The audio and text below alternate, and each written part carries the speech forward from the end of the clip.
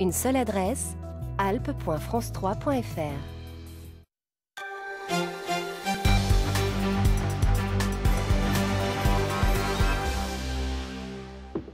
Il est midi, bonjour à tous, soyez les bienvenus sur France 3 Alpes. Voici les titres de ce journal.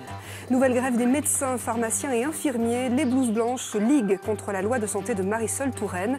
À Grenoble, la grogne a pris la forme d'un rassemblement ce matin devant la préfecture. La nouvelle route du Chambon, bientôt livrée grâce à une météo on ne peut plus favorable. Les travaux ont considérablement avancé. La voie de substitution devrait ouvrir à la fin du mois. Et puis que nous réserve la météo de ce vendredi? Toujours du soleil, vous le voyez, et des températures assez douces. Il fera entre 14 et 17 degrés. Mais d'abord, cette action coup de poing des militants d'attaque à Grenoble ce matin. Une vingtaine de personnes ont investi une agence bancaire du centre-ville. Elles ont volé des chaises, un geste symbolique pour dénoncer l'évasion fiscale et le manque de moyens pour financer la transition énergétique et sociale. Cédric Picot, Franck Serroni. C'est une action menée en toute décontraction. Une vingtaine de personnes investissent cette agence bancaire du centre-ville de Grenoble pour ressortir avec des chaises. Un hold-up mobilier pour dénoncer l'évasion fiscale. Pour les militants, ce manque à gagner pour les États, c'est une ressource en moins pour financer la transition énergétique. Il faut savoir que BNP Paribas a 171 filiales dans les paradis fiscaux, dont 7 dans les îles Caïmans. Et qu'aujourd'hui, la BNP Paribas se vante de faciliter l'évasion fiscale. Et l'évasion fiscale, c'est nos impôts en moins, et donc nos services publics en moins, l'argent pour la transition énergétique qui n'est pas là. BNP Paribas, c'est l'une des cibles régulières des braqueurs de chaises qui sévissent en France depuis le début de l'année. D'abord spontanée, l'initiative s'est structurée autour de différents courants altermondialistes. Aujourd'hui, elle monte en puissance à l'approche de la COP21, la grande conférence internationale sur le climat.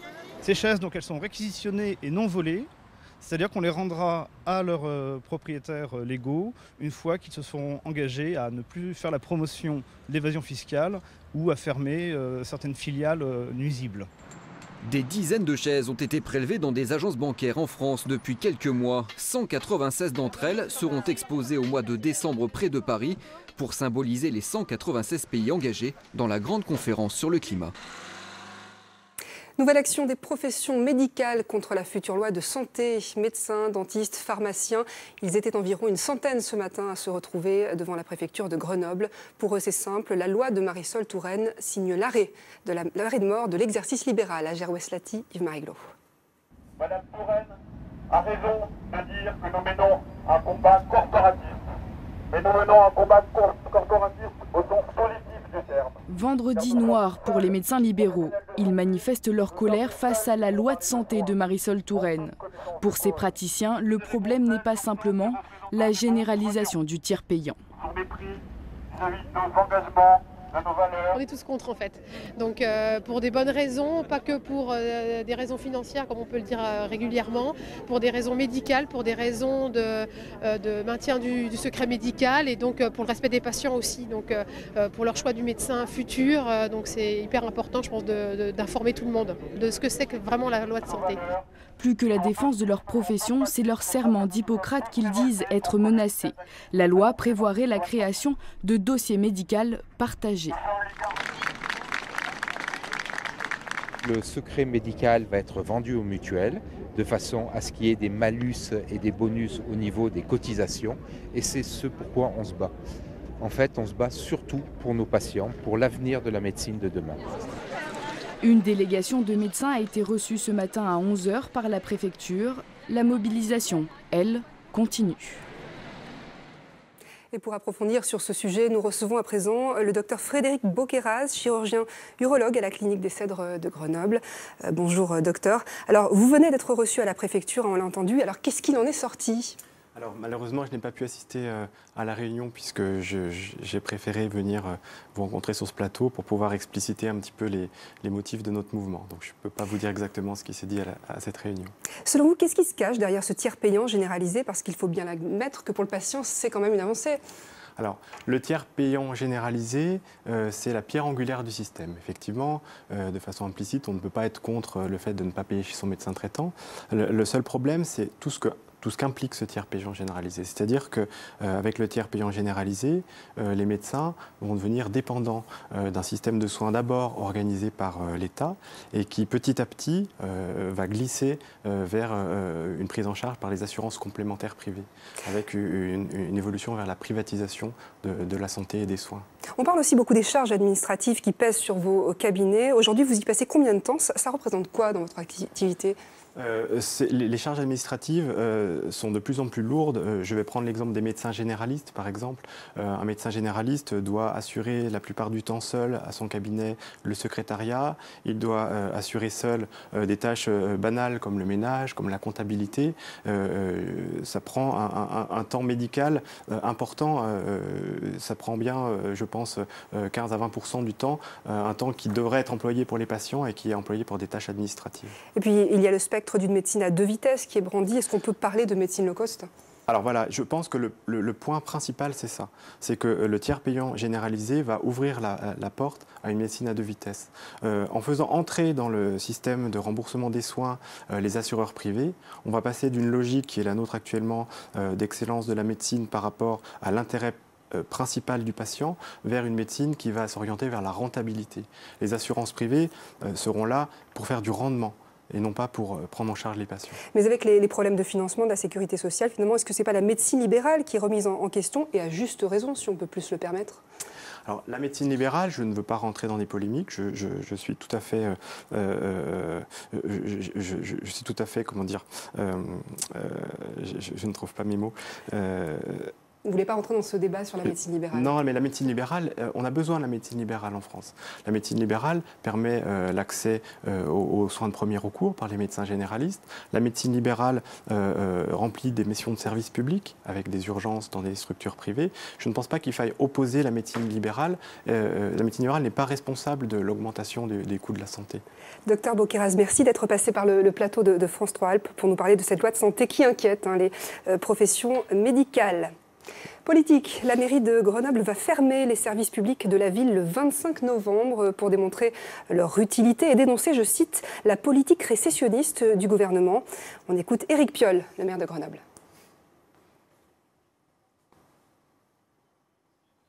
C'est la ville la plus en difficulté, en 2014, à notre arrivée, la ville de plus de 100 000 habitants, la plus en difficulté. On a les impôts les plus hauts, on a la dette dans le top 5 et on respectait juste la loi financière. Donc évidemment, l'annonce de la baisse des dotations 15 jours après le début du mandat par le gouvernement Valls, elle vient frapper la ville qui était juste le nez au niveau de l'eau. Et bien, si on ne fait rien, effectivement, on passe sous l'eau. Et on apprend que le socialiste Jérôme Safar a déposé hier un référé auprès du tribunal administratif de Grenoble. Un référé pour vérifier la légalité de cette journée morte. Reportage complet dans notre journal de ce soir. On poursuit avec les résultats sportifs. En handball, les Chambériens recevaient Toulouse pour le compte de la 9e journée de D1 dans un phare en ébullition. Les Savoyards se sont finalement imposés in extremis. Score final 28-27. Albertville accueillera-t-elle le premier tour de la Coupe Davis en mars 2016? La Fédération française de tennis doit a priori se prononcer aujourd'hui. Ce qui est sûr, c'est qu'avec sa halle olympique flambant neuve, la candidature savoyarde ne manque pas d'atouts. Reste à écarter Rouen et Trélazé de son chemin. Des nouvelles de la route du Chambon grâce à une météo un peu plus favorable. Les travaux avancent de manière plutôt satisfaisante. Les délais d'ouverture sont maintenus, c'est-à-dire à la fin du mois. Le point avec Florine Eba et Grégory Lespinasse. Les grandes manœuvres touchent à leur fin. La route tant attendue prend forme à vitesse grand V. Le balai des engins n'a pas cessé depuis presque 4 mois. Pour que ce chantier prenne tout son sens, il fallait absolument qu'il soit livré avant l'arrivée de l'hiver. Le défi est quasiment relevé.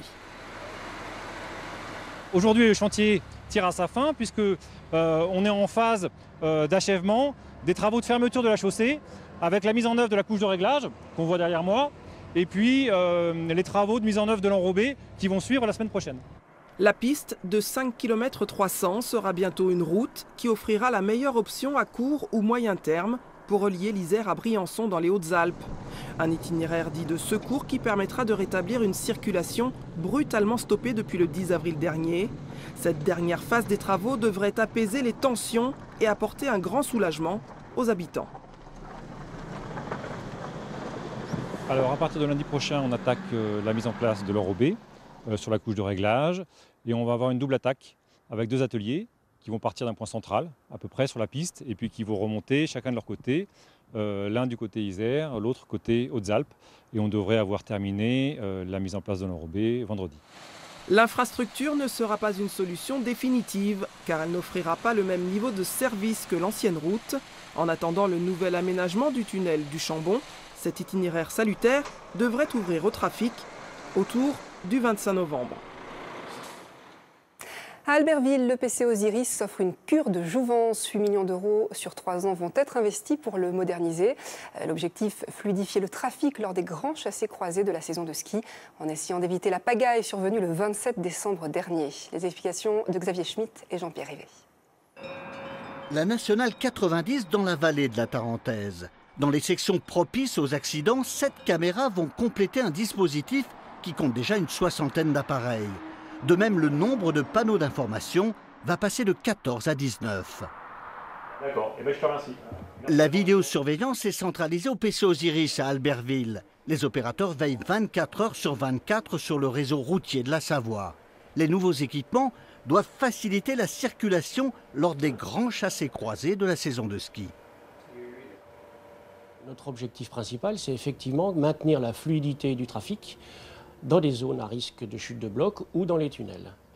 Et ça, c'est le premier objectif, sécurité des usagers. Et le deuxième objectif, c'est évidemment d'améliorer la circulation à destination des stations de Tarentaise. Le PC Osiris est transféré provisoirement dans un préfabriqué, car le bâtiment date de 1992, des Jeux Olympiques d'Albertville. Il subit une cure de jouvence avec désamiantage, rénovation des aménagements et de la machinerie informatique. On va installer des systèmes informatiques complètement novateurs pour la partie exploitation du réseau hors tunnel. Et puis pour l'exploitation des 7 tunnels que nous avons en gestion, on rénove également l'ensemble du dispositif de surveillance et de pilotage des tunnels. Une application pour smartphone est déjà accessible aux automobilistes. Un suivi du trafic en temps réel dans la Tarentaise et sur le réseau savoyard sous vidéosurveillance. 3000 km de routes départementales et 70 km de routes nationales. Comme elle l'avait annoncé, la commune de Briançon a accueilli hier ses premiers migrants. Ils sont 21, principalement des Soudanais. Dans les Alpes, c'est le premier accueil de migrants dans le cadre d'une mise à l'abri organisée par le gouvernement. Ces personnes se trouvaient en effet à Calais et elles sont réparties sur le territoire national pour un séjour temporaire. Je suis dans cette chambre depuis samedi. On est parti de Calais à 10 h et nous sommes arrivés ici dans la nuit, à 2 h du matin. Depuis, Hamdam Ibrahim trouve enfin un moment de répit. Après 3 mois à Calais, ce jeune Soudanais d'à peine 17 ans savoure cette quiétude. À Calais, on était dans une tente à plusieurs. On mangeait, on buvait, on était désœuvrés. Ici, la ville est propre, on a un logement décent. Comme lui, ces autres migrants ont fui l'Érythrée, le Soudan ou le Tchad, ont traversé la Libye, la mer Méditerranée, l'Italie. On n'avait pas d'autre choix que l'Europe. On n'a pas choisi la France ou l'Allemagne. On voulait juste être à l'abri, en sécurité. Au Soudan, il y a beaucoup de problèmes. Il y a des conflits entre les tribus et les jeunes. Moi, je veux juste travailler et vivre normalement. Chose impossible dans leur pays. L'exil était la seule solution, malgré les sacrifices et les incertitudes. J'ai une famille, mais avec la guerre, je les ai perdus de vue. Depuis juin 2011, je ne sais pas s'ils sont morts ou s'ils sont vivants. Heureux d'être ici, mais aussi conscient de l'appréhension de certains citoyens. Un grand merci. On a été très bien accueillis. On a reçu beaucoup d'amitié et d'amour. On n'est pas là pour faire du mal. Espérons qu'à l'avenir, nous ferons beaucoup de belles choses ensemble. Traducteur pour faciliter le dialogue, visite médicale, cours d'alphabétisation à Briançon autour des 21 réfugiés. L'entraide de la commune, des associations et du collectif citoyen devient enfin concrète. Et toujours à propos de l'accueil des migrants, la justice suspend la délibération de Charvieux-Chavagneux. Charvieux-Chavagneux qui disait ne vouloir accueillir que des réfugiés chrétiens car ils ne procèdent pas, je cite, à la décapitation de leur patron. Tous les détails sur notre site internet alpes.france3.fr. Culture, c'est aujourd'hui que s'ouvre à Grenoble le salon Oser la musique à Alpes Congrès. Pendant 3 jours, une manifestation dédiée à la vente d'instruments, le tout accompagné de conférences et de concerts. L'événement s'inscrit dans la lignée des rencontres musicales du même nom, des rencontres que vous avez lancées il y a 10 ans, Benoît Berthet. Bonjour et merci d'être avec nous en direct d'Alpes Congrès. Vous êtes l'organisateur de ce salon Oser la musique. Quelle est l'idée ? En fait, merci d'être là aussi. En fait, l'idée, c'est que ça faisait 10 ans qu'on organise un événement à Gières qui s'appelle Oser la musique, qui est ouvert à tout le monde. En fait, c'est un événement gratuit. Nous installons des tables dans un grand parc à Gières et dessus, donc, on installe des clarinettes, des saxes, des flûtes et des hautbois. Et tous les gens peuvent venir essayer. Et tous ces instruments et les essais sont guidés par des amateurs, des professionnels. Donc au bout de 10 ans, on voulait fêter donc, cet événement par un grand salon régional, parce que ce genre de salon se fait nulle part en France ailleurs. Il n'y a qu'à Paris que ça se fait. Et donc à partir d'aujourd'hui, c'est à Alpes Congrès. Et ça a commencé ce matin, on l'a vu avec une répétition, un petit concert qui se prépare. Oui, c'est ça. Il y avait le concert des Bananas ce matin avec des enfants. C'était pour que les enfants puissent essayer aussi des instruments. Et là, tout le monde, les exposants qui viennent un peu de partout, de Barcelone, d'Allemagne, de Paris, sont en train de finir l'installation. L'ouverture est à 14h au public. Toujours autant de jeunes qui vont vers la musique ? Pardon, j'ai pas compris. Il y a toujours autant de jeunes qui vont vers la musique ? Oui, il y a beaucoup d'enfants, il y a beaucoup d'adultes aussi qui s'y mettent. Et là, c'est l'occasion justement de pouvoir essayer, découvrir tous les instruments qui sont à leur disposition. Oui, parce que ce salon ne s'adresse pas seulement à des musiciens confirmés. Il y a aussi des gens qui souhaitent s'initier à la pratique d'un instrument. Il y a tout sur place pour découvrir les instruments. Ah là, vous pouvez essayer de tous les instruments que vous voulez, des flûtes traversières, des clarinettes, des bassons, des hautbois. Et vous pouvez aussi assister à des conférences, la musique et le cerveau, par exemple, données par Gérard Mick, un neurologue de Voiron. Vous avez aussi des conférences sur bien entretenir votre piano, les gestes et postures des musiciens cet après-midi à 15h. Vous aurez l'occasion aussi d'écouter des concerts. L'Armée de l'air qui clôt le salon à 16h30 dimanche après-midi. Et dimanche matin à 11h, vous avez... L'apprentissage de la musique a tendance à évoluer. Le solfège tente à disparaître. C'est quelque chose qui va être évoqué dans les conférences que vous organisez ? Ah non. Non, le solfège ne disparaîtra pas, mais on peut faire aussi de la musique sans apprendre le solfège. Exactement. Et vous avez beaucoup d'ensembles qui donnent accès à la musique aux enfants dans les écoles primaires.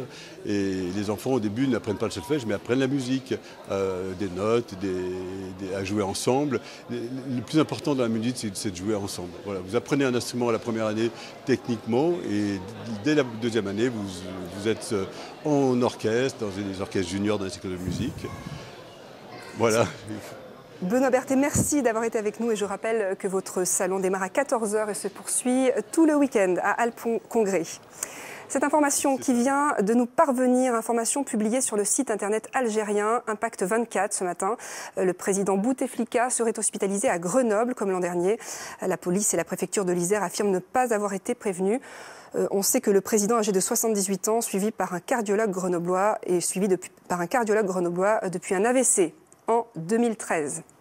Avant de vous quitter, je vous rappelle cette information. Nouvelle action ce matin à Grenoble des professions médicales contre la future loi de santé. Une loi qui doit être examinée lundi en deuxième lecture par les députés et qui prévoit entre autres la généralisation du tiers payant. En 2017, les médecins redoutent une banalisation de l'acte médical et une augmentation de leurs charges administratives. C'est la fin de ce journal, merci de l'avoir suivi. N'oubliez pas, l'info continue sur notre site internet alpes.france3.fr. Dans un instant, la météo, puis